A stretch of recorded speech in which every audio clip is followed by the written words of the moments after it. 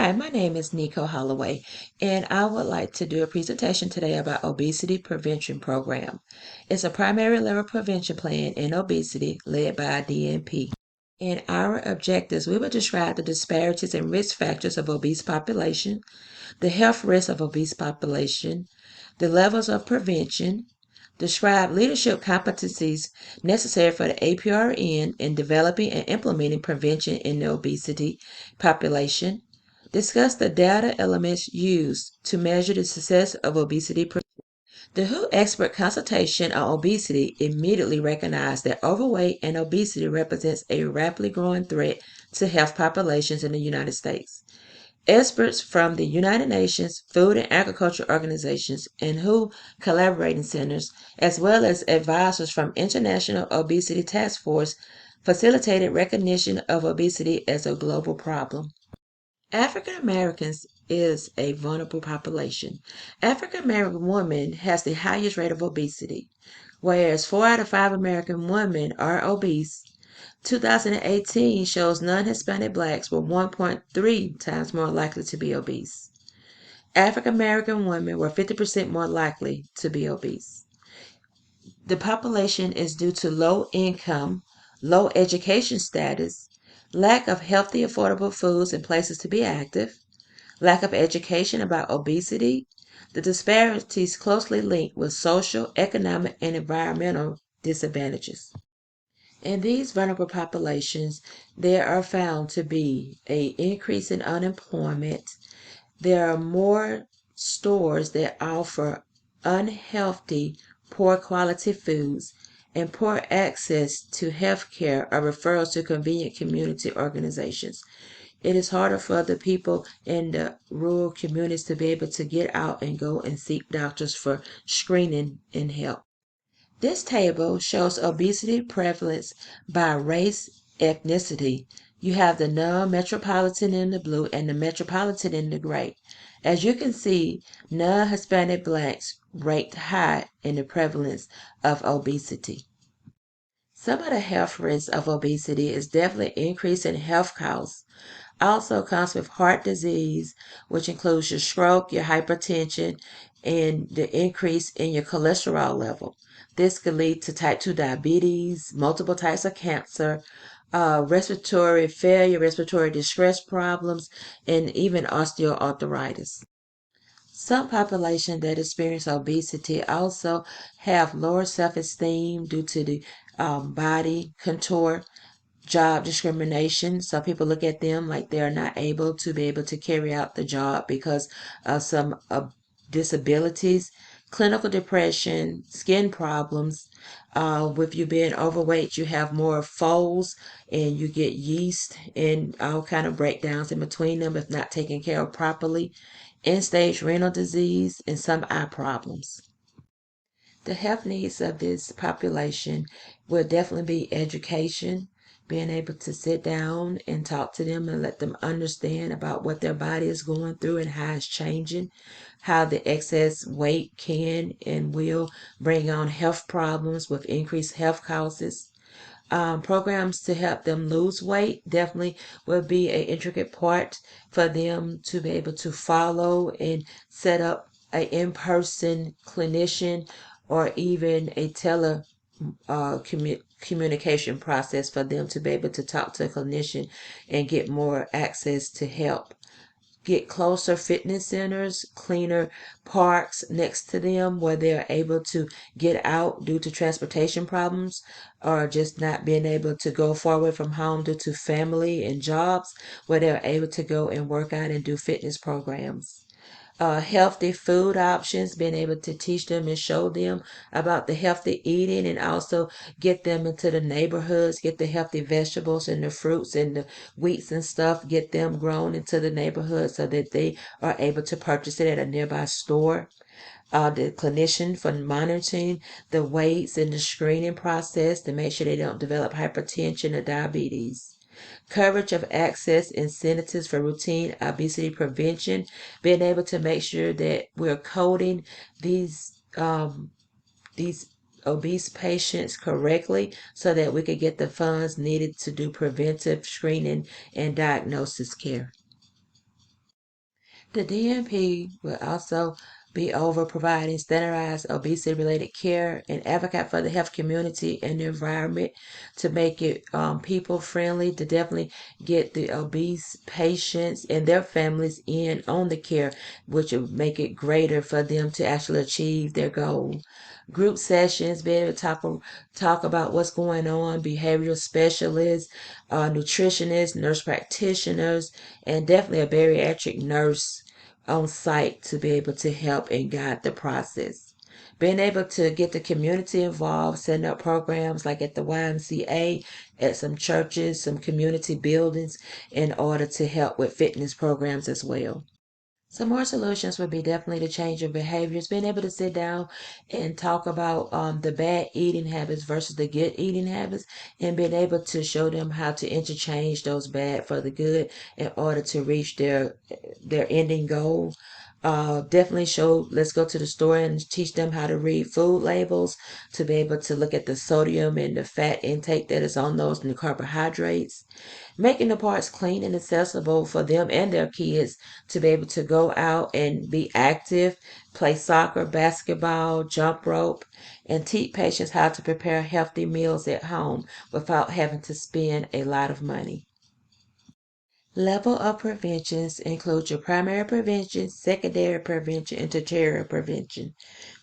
The primary prevention focuses on actually trying to prevent the disease prior to getting disease and getting into a fix that's harder to get out of. That's what I will be talking about, is the primary prevention. Secondary prevention is kind of catching it at the early detection, the early stage, prompt treatments of a disease at the earliest possible stage.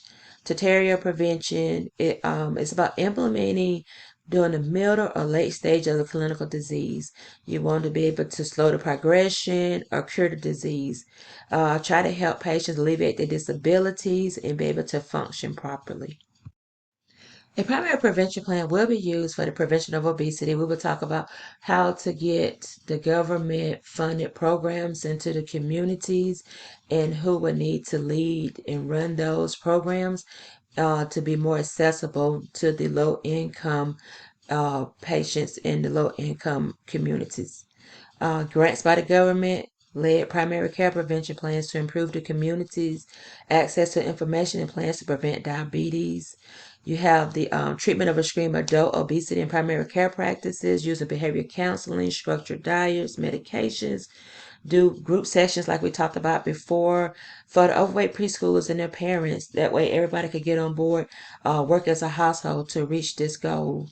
The Division of Nutrition, Physical Activity, and Obesity funded 16 state health departments, 151 colleges and universities, and 31 community-focused grants. These monies went to them being able to invent a program for the community to be able to help them and teach them how to live a healthier life. Some of the programs I have mentioned here, the We Can is a program, is ways to enhance children's activity and nutrition. The body weight planner, you have a planner that you be able to control your diet, where you keep facts of your diet, and it's a journal that you keep up to you, so you kind of be held more accountable for what you're taking in. You have the food and nutrition policy initiatives that's getting fresh fruits and vegetables into the neighborhoods. Sisters Together program, where you sister up with someone else and y'all pair up and y'all work the program together. One of the best ones I think is the USDA My Plate program. It shows you about what needs to be on your plate and the portions that needs to be on your plate. For the schools and workplaces, the Alabama vending machine programs are stocking healthier options inside of there. The state physical activity and nutrition program, which is SPAN, is helping people get out and be more active in their neighborhoods. High Obese program, which is the HOP program, definitely is one of the ones that's teaching us about health and how to maintain health and how to incorporate it into our everyday lives. These are just some of the programs that the government funds that are good, that are out there to the communities, that are good working projects. The purpose of this program is to actually just definitely decrease the obesity, but you also want to head towards the healthier options in life. We want to be healthy, active people so we could cut down on the comorbidities, mortalities, and morbidity rates. This design is a nurse-led, interdisciplinary action, community-based, getting the community organizations involved inside of their community to try to make it better. Staffed by healthcare professionals, definitely the patients, give them some outlook on healthier plans for life. The interdisciplinary team will definitely make up the DNP program director who will lead and guide the process.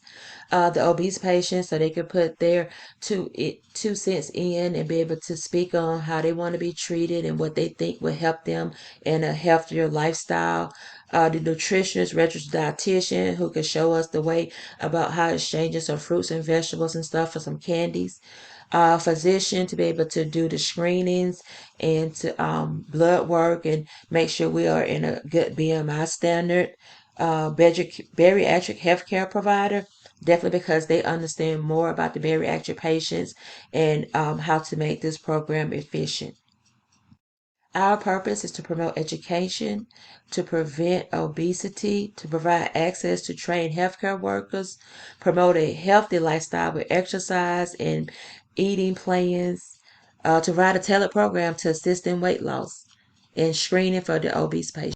There are already some tools out there. Our job would be to help the patients utilize the tools for improvement, to provide advertisement in the communities, to be able to get everybody on board, the churches and government factors, and everybody working together to be able to live a healthier life.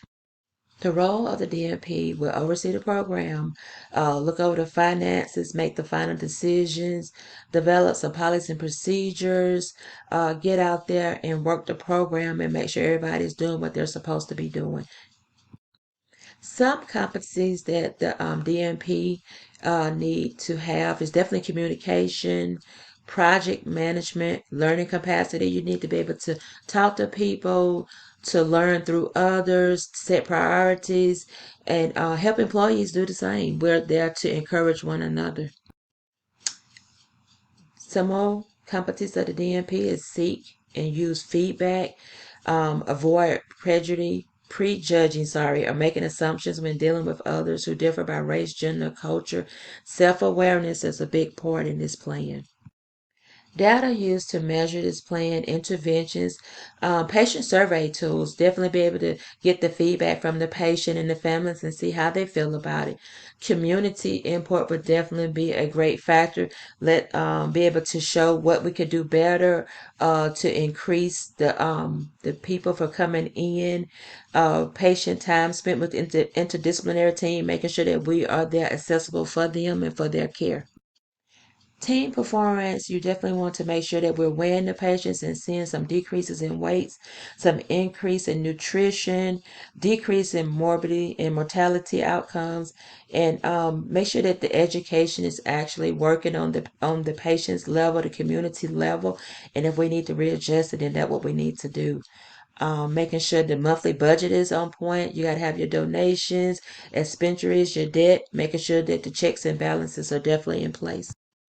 In summary, obesity is a leading problem in the population, with the highest prevalence being in the African American woman. DNPs have three levels of prevention to consider. There are many programs implemented to help prevent obesity. We just need to be able to put them out there in the community and work them out. The DNP-led program nurses must show competencies, communication, project management, self-awareness, learning capacity, diversity. That's just to name a few, and there are many more. Evaluating patient community satisfaction by the budget, clinical performance, and monitoring the program for success in order to be able to know that the program is actually working in a positive manner.